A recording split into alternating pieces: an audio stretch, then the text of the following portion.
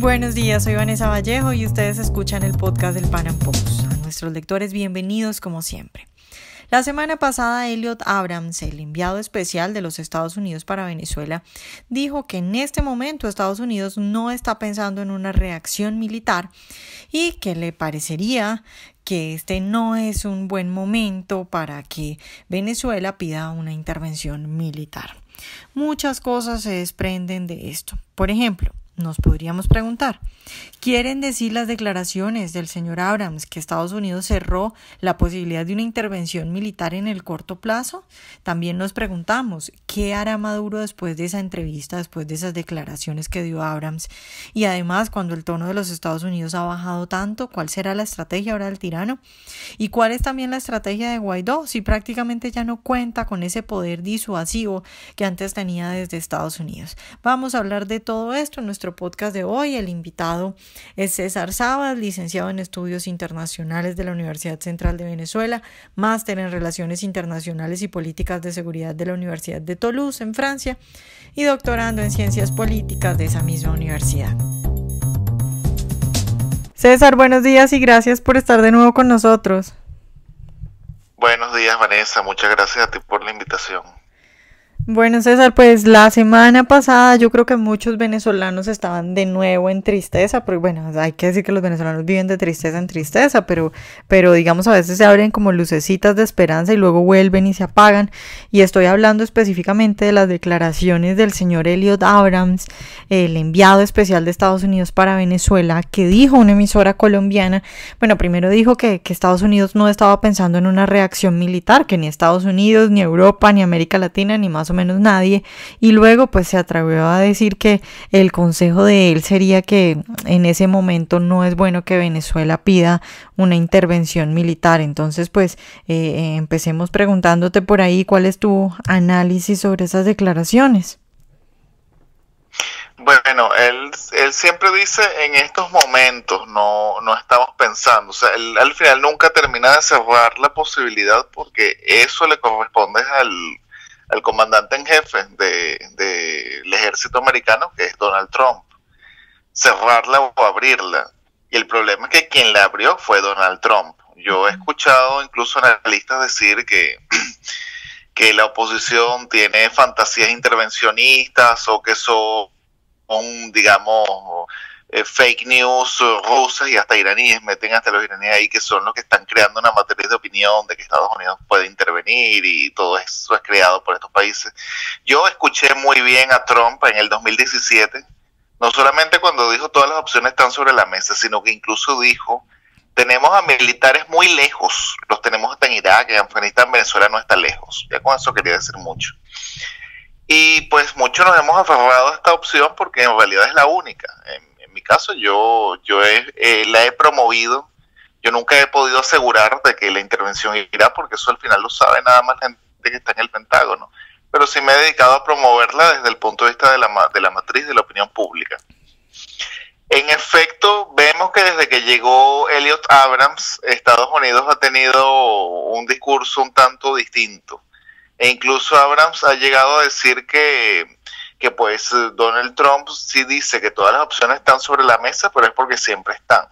Es decir, si algo siempre está, a la hora de la verdad no está. Esto es un lenguaje muy duro que se utiliza es cuando de verdad hay una posibilidad de intervenir.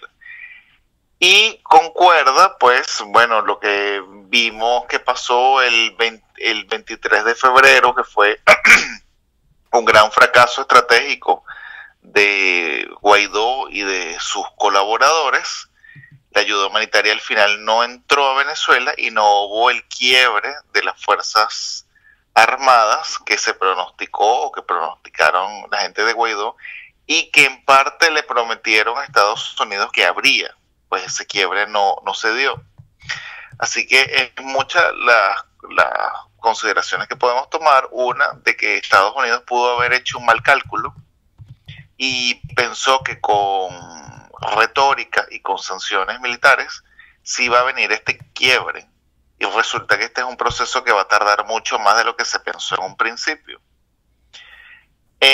Otra es que, pues bueno, ellos han venido cambiando de estrategia y ahora le quieren dar más tiempo a las sanciones económicas, a ahorcar económicamente, y que esto termine produciendo el quiebre ni siquiera desde el punto de vista militar, sino desde el Estado como tal, el colapso generalizado en el cual ya se está viendo en Venezuela, pero se va a ver mucho mayor a finales de mes y el mes que viene. El problema es que esta es una estrategia que va a tomar mucha sangre. Digamos, el pueblo venezolano va a sufrir muchísimo. Otra opción es que están esperando un levantamiento popular, que yo lo veo difícil, porque ya el pueblo venezolano está sometido.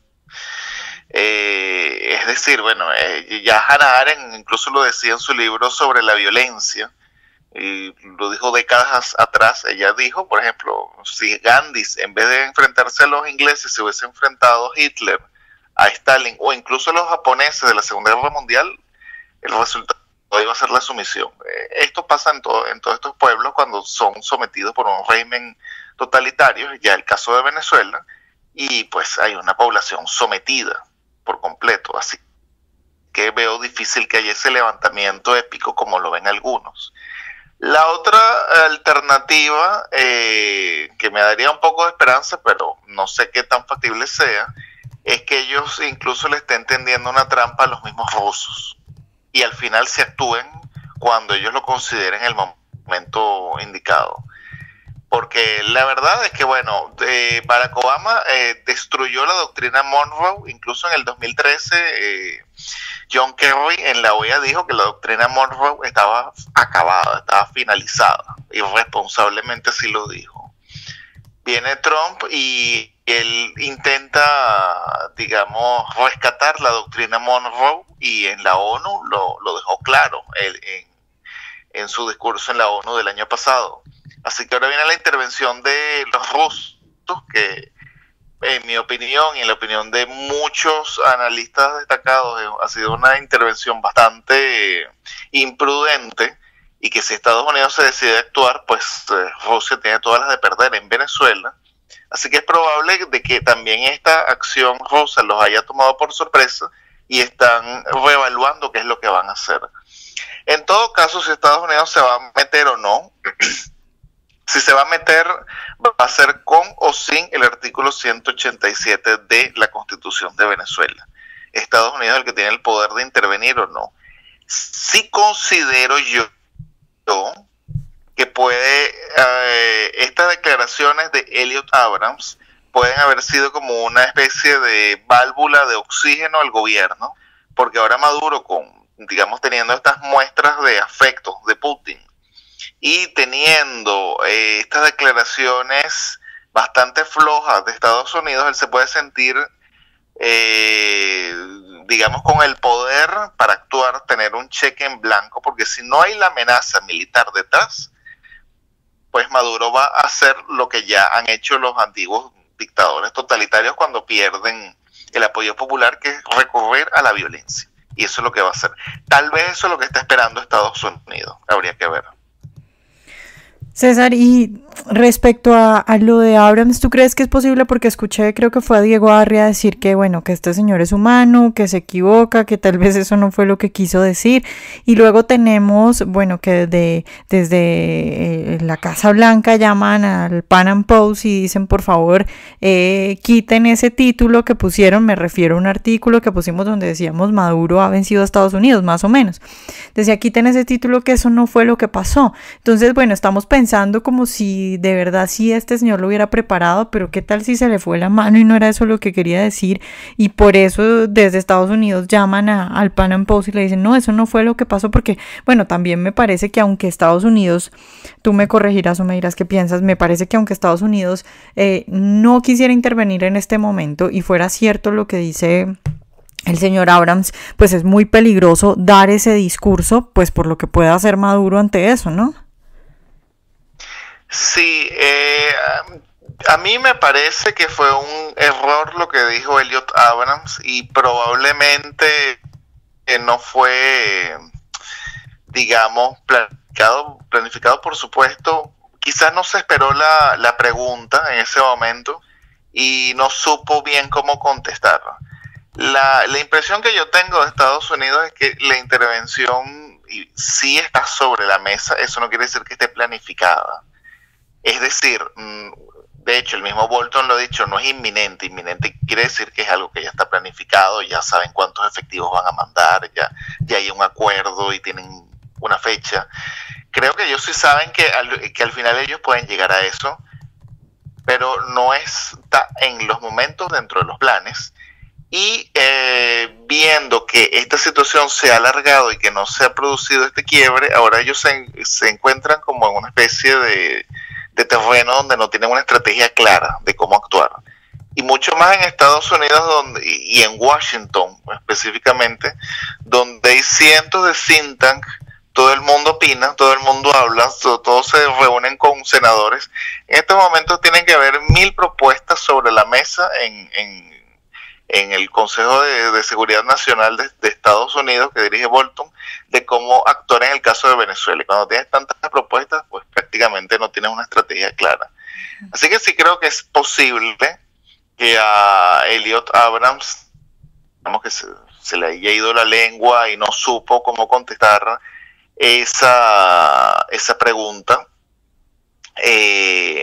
O en efecto, Elliot Abrams quiso decir que en estos momentos, es decir, en esta semana no va a ser la intervención, aún así la convoquen porque no está dentro de los planes, pero sí es muy peligroso porque quitarle peso militar, digamos, quitarle la disuasión que pueda tener el discurso norteamericano, quitárselo el apoyo hacia la oposición, el apoyo hacia Guaidó, eso puede envalentonar a Maduro para emprender acciones mucho más radicales que ya las ha venido haciendo. Metió preso a la mano derecha de Guaidó, el señor Marrero, vio que no hay una acción militar, vienen los rusos, ven que no hay una acción militar y así poco a poco va a ir avanzando.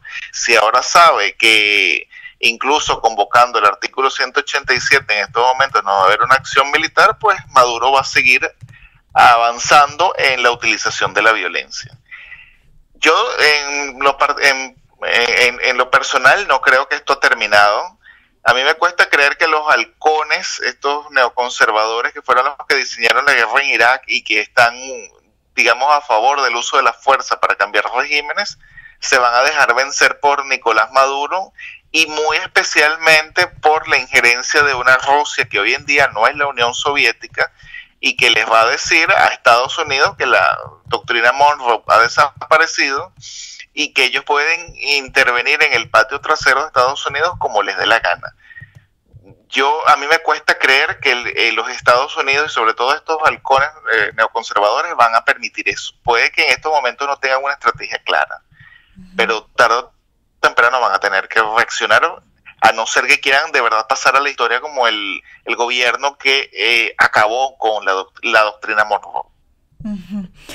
César, ¿y tú cómo ves la posición de Guaidó? Porque te quiero decir que, a ver, al principio yo veía muchos venezolanos muy emocionados y luego veía otros pues riéndose de estos muy ilusionados, y ya en este momento empiezo a ver a esos que estaban muy emocionados ya diciendo, bueno, ya han pasado meses, este señor no ha sido capaz de pedir una intervención, no ha sido capaz tampoco de llegar a Miraflores. Entonces, ¿tú cómo ves o cómo analizas el comportamiento de Guaidó? Porque a mí se me hace también un hombre muy difícil de entender. Yo en realidad no entiendo qué es lo que está haciendo. ¿Tú qué crees que es lo que está haciendo?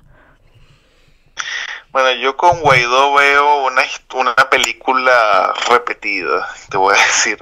Ya la vi con Manuel Rosales, luego la vi con Capriles, la he visto con Leopoldo, ahora la estoy viendo con Guaidó. En Venezuela hay un problema que es incluso religioso.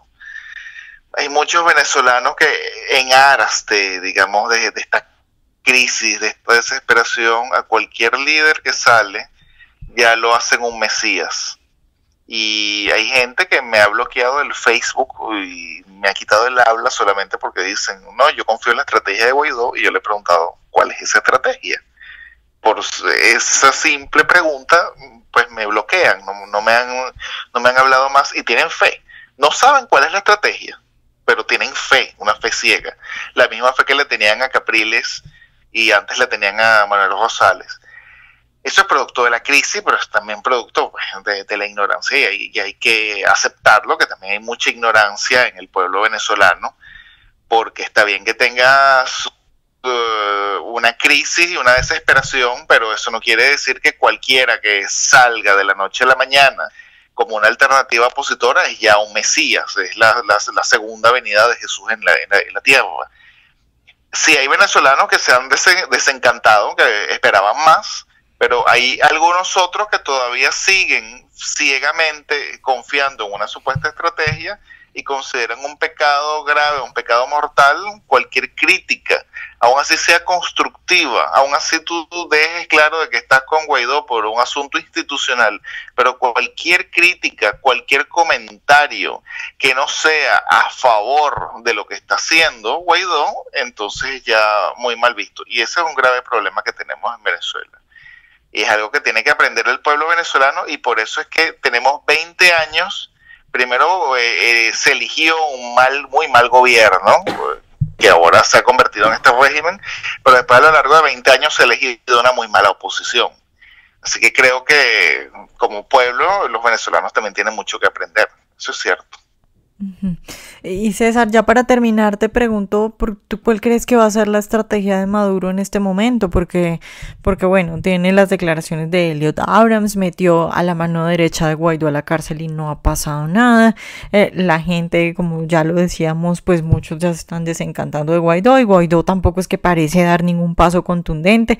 Entonces, ¿tú crees que Maduro, pues porque puede hacer muchas cosas, ¿no? Puede quedarse callado y atrincherarse, o puede, digamos, atacar y intentar ganar espacio e incluso intentar meter a Guaidó a la cárcel? Pero ¿tú qué crees que puede hacer este señor?